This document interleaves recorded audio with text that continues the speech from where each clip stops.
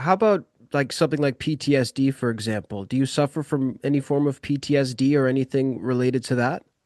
I mean, I think because PTSD, the way it is labeled, it's a category of symptoms. And I think there's no way to go through a career as long as mine and not have some of those check the box.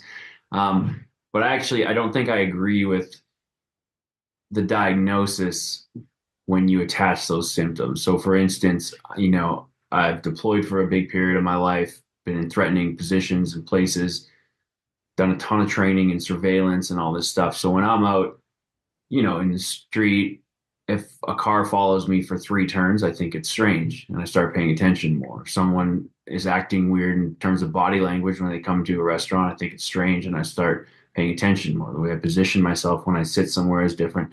Now, to a doctor, a psychologist, they call that hypervigilance, which is a symptom of PTSD. And I just think it's a characteristic of a life of training and deployment.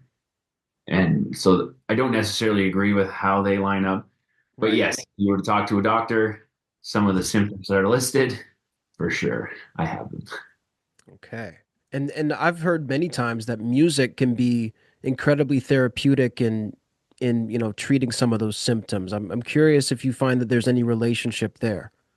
Well, I think music is, and any creative work is good for anyone. I think it's like doing, a morning journal or writing poetry or whatever it is, just getting the feelings out from inside. And you don't have to write music just to try and write a hit song. Just like you don't have to make poems, to write a poetry book or whatever. Like it's about getting out what's inside and expressing it in whatever way you see fit. And I think music is really good for that, whether you had a military career or not.